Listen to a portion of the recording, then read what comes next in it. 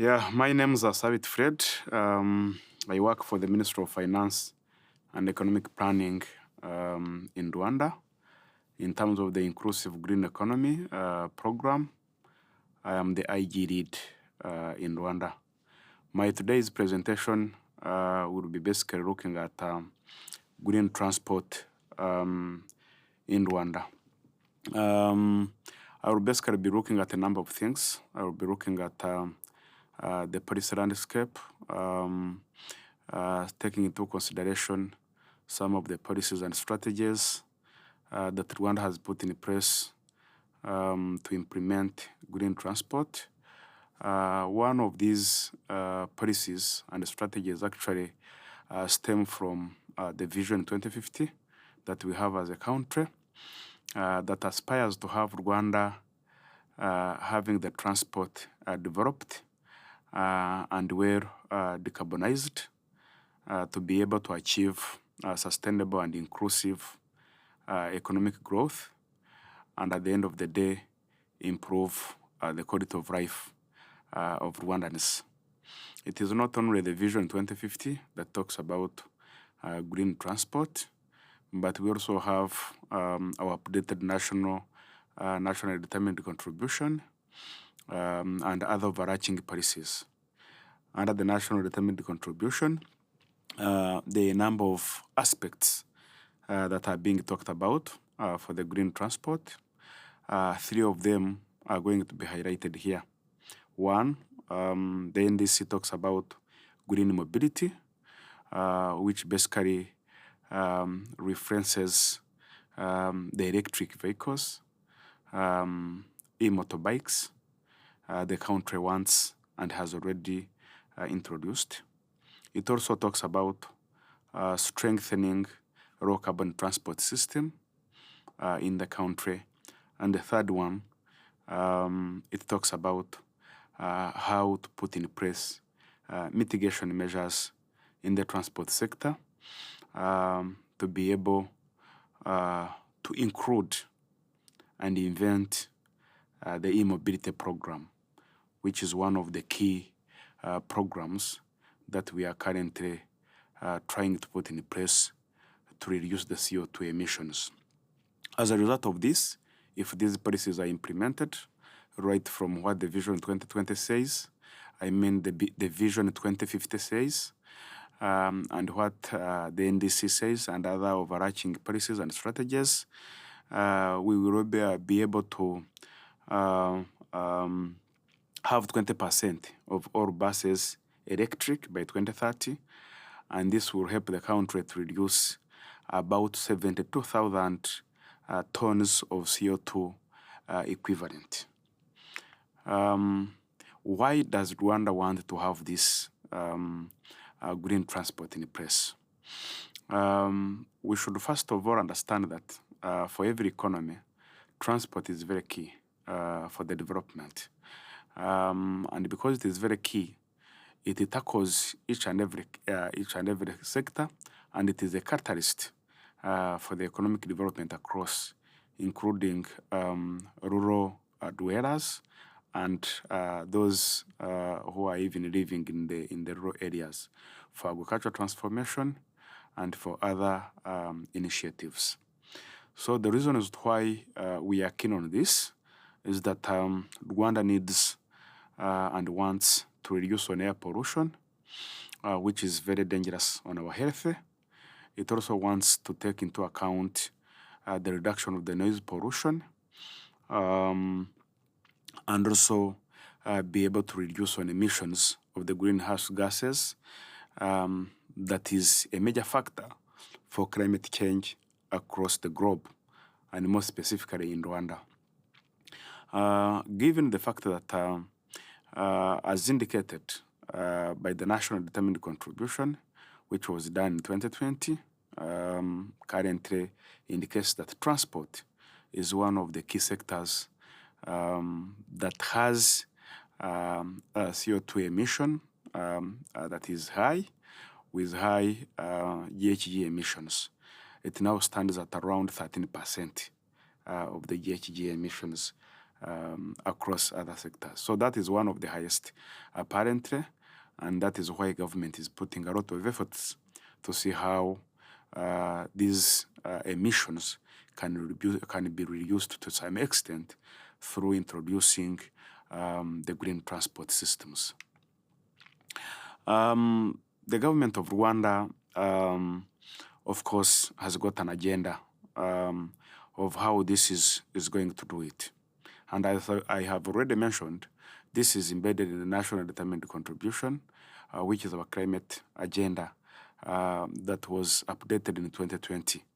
So it takes into account three key aspects. One is to see how to reduce air quality degradation and climate change, be able to reduce dependency on fossil fuels and associated greenhouse gas emissions, and then be able to use the locally produced products that do not emit high emissions to the atmosphere. Government has done a lot of interventions. It has actually supported public institutions with regard to green transport.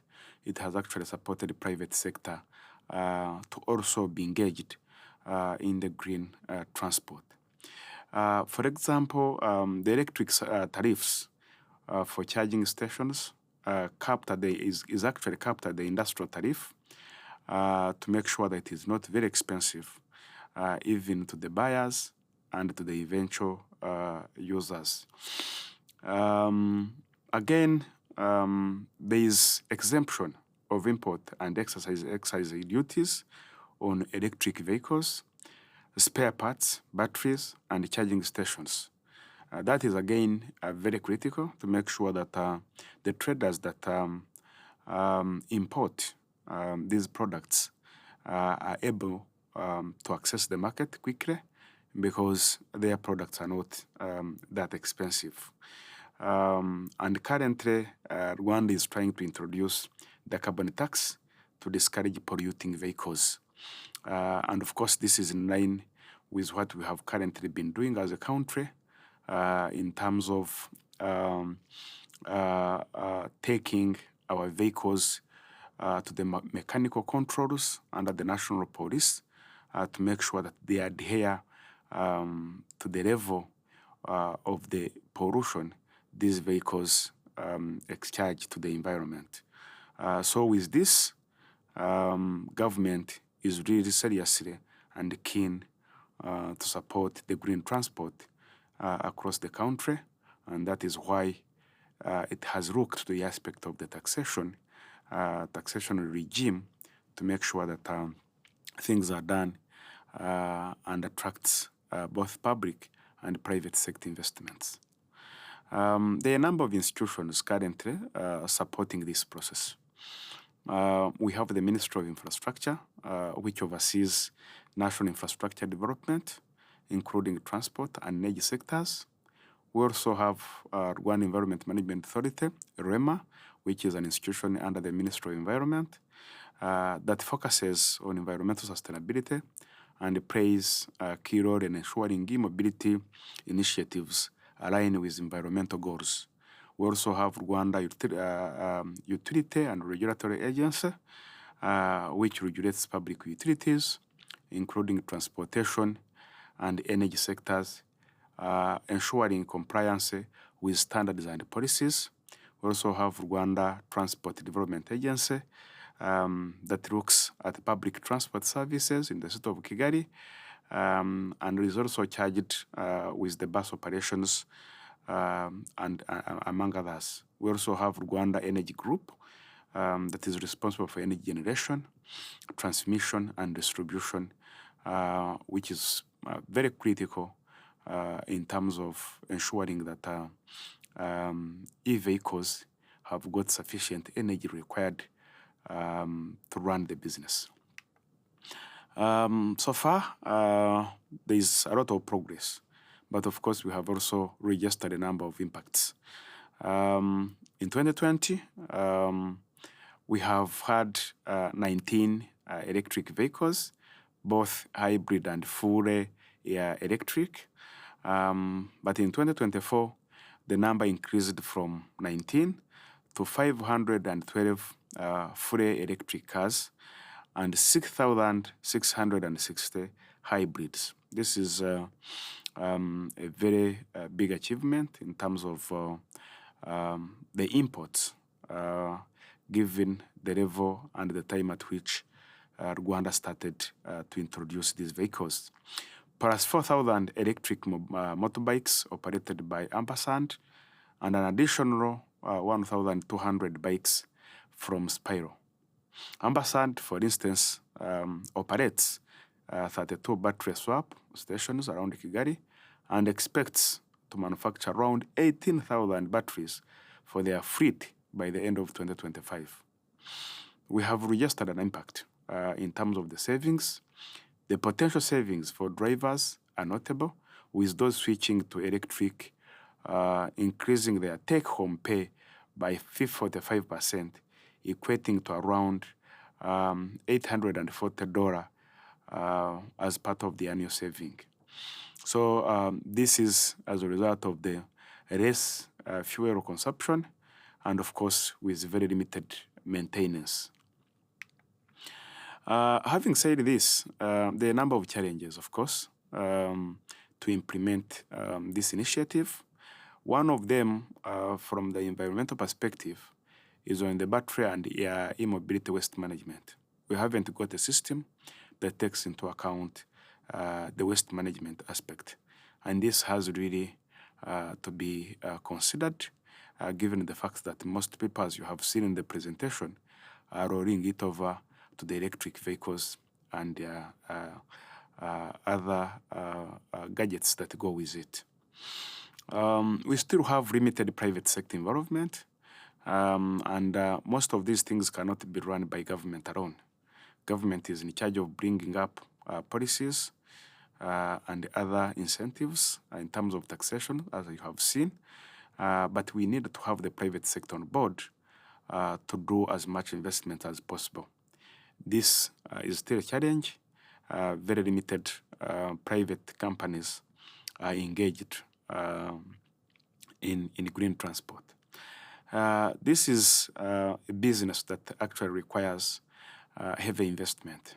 So there is still lack of financing that is required to run the system. Again, this goes hand in hand with the previous point I have pointed out on the private sector. So we still need private sector, we still need private-public partnership to be together and be able to raise resources, financial resources required to implement green transport and meet the national targets. There are a number of recommendations going forward. It is very important that we need to develop specific regulations for electric vehicle and waste disposal to make sure that we also having introduced electric vehicles, but we should also look at the environmental perspective with it, and therefore waste management is very critical here. There is also a requirement to establish designated collection centers in each district. This is just to make sure that waste management are collected at the right time and are disposed as it is required. So if each district has a center or a point of disposal where they could be collected to some other specified area where they can be reworked on, that could also be very critical. It is something that is required to be done going forward. People need to be sensitized. People need to be educated on how these electric vehicles work.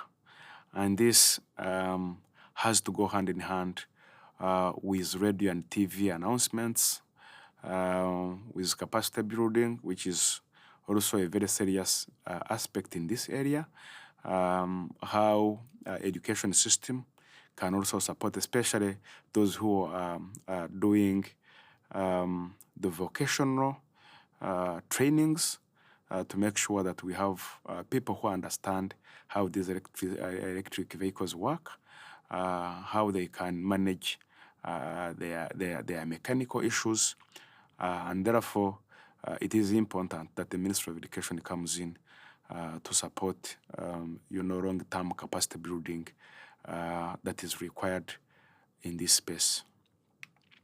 In the conclusion, as more vehicles switch to electric power, the country's transport emission currently standing at 13% of the total emissions, with buses accounting for 40% and motorcycles 26%, are expected to decrease and contribute to a healthier environment and resilient economy.